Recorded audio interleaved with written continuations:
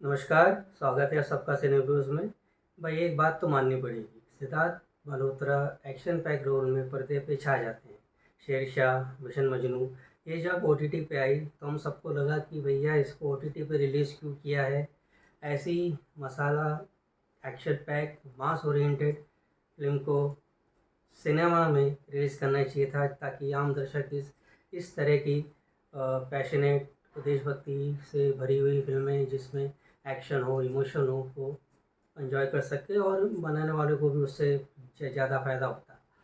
योद्धा में ऐसी बात ट्रेलर जब देखा तो ये बात लगी कि इसमें शायद वही जज़्बा, वही बात होगी और ये थिएटर में भी रिलीज़ हो रही है।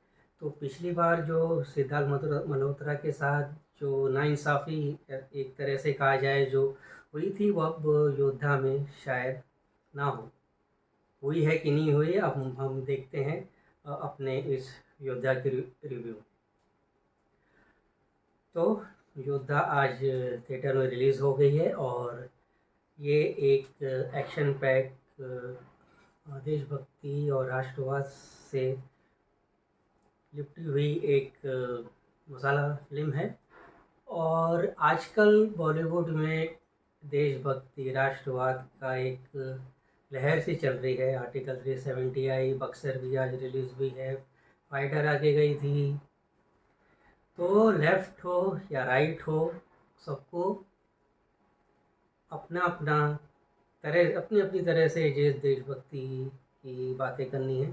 योद्धा में भी एक ऐसी कहानी है, एक ऐसे देशभक्त की जो कि भारत के एक जाबाज शूरवीर का बेटा है, कत्याल। अरुण कत्याल का नाम है सिद्धार्थ मल्होत्रा का और वो अपने पिताजी की तरह जिसका रोल प्ले किया है रोनित रॉय ने।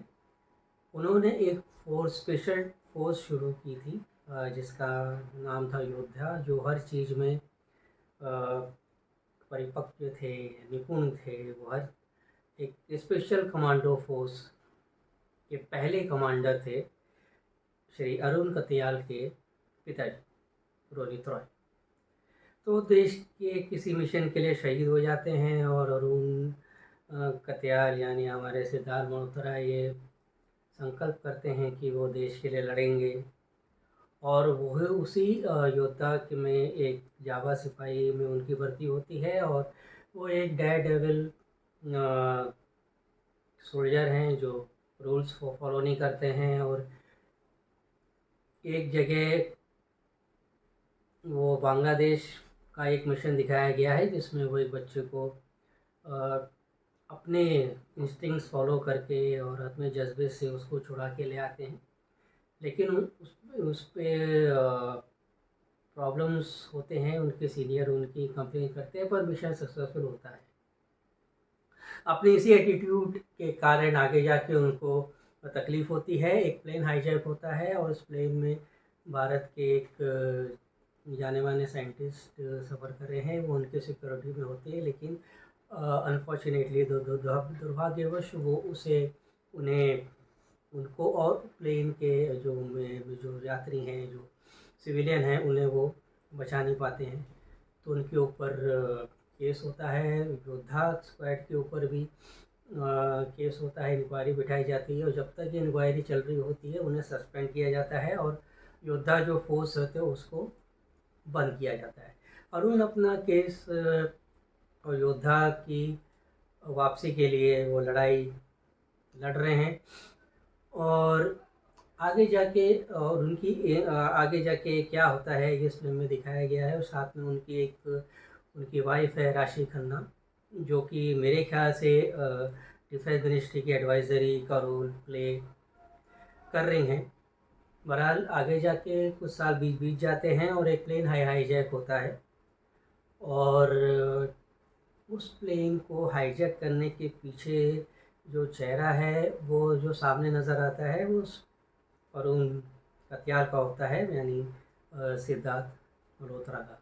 अब ये जो भारत के लिए जान देने वाला सिपाही जिसके ऊपर केस चल रहा है वो अचानक से ऐसा एक प्लेन हाईजैक क्यों करता है और उस समय हाईजैक करता है जब भारत और पाकिस्तान के बीच एक शांति वार्ता होने वाली है इस्लामाबाद में, और वो प्लेन इस्लामाबाद ले जाना चाहते हैं। तो आगे जाके क्या होता है और क्यों ऐसा हुआ और ये सब क्यों हुआ, वो आज जाके खुलासा होता है।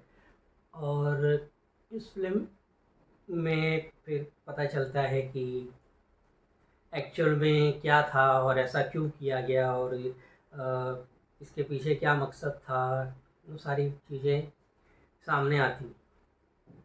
अब देखा जाए तो योद्धा शुरू होती है एक स्टैंडर्ड, इस जिस तरह की इस जॉनर की फिल्में होती हैं, वो स्टैंडर्ड फॉर्मेट से शुरू होती है।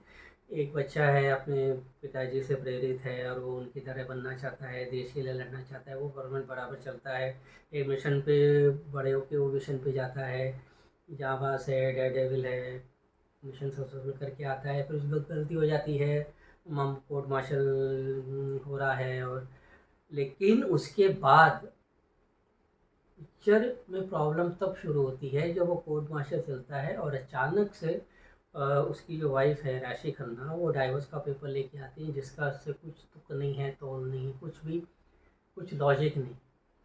ये फिल्म आज चलते चलते चलते चलते इस तरह की इलॉजिकल, मतलब अनकन्विंसिंग चीज़ें दिखने लगती हैं कि आपको यकीन नहीं होता है कि ऐसा हो रहा है तो क्यों हो रहा है।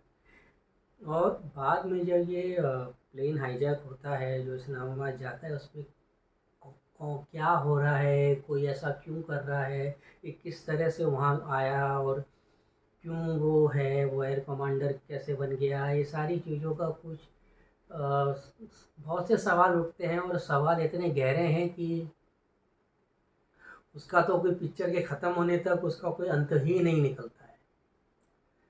बहरहाल सेकेंड हाफ के बाद धीरे धीरे गुत्थियाँ खुलनी शुरू होती हैं, और आगे जाके क्लाइमैक्स होता है। और क्लाइमैक्स तो बाप रे बाप, मतलब जो इसके जो राइटर हैं सागर आमरे, और जो इसके डायरेक्टर भी हैं साथ में पुष्कर ओझा, उनके साथ में दोनों मिलकर इसको डायरेक्ट किए। और सागर आमरे ने इसका स्टोरी स्क्रीन पे और डायलॉग्स लिखे हैं। इतनी मतलब बचकानी तरह से उन्होंने इसका जो क्लाइमैक्स सोचा है। मतलब वो टाइगर 3 आपने देखी होगी, जिसमें भारत का एक स्पाई जाके पाकिस्तान के पीएम को टेररिस्ट से बचाता है, पाकिस्तान में जाके।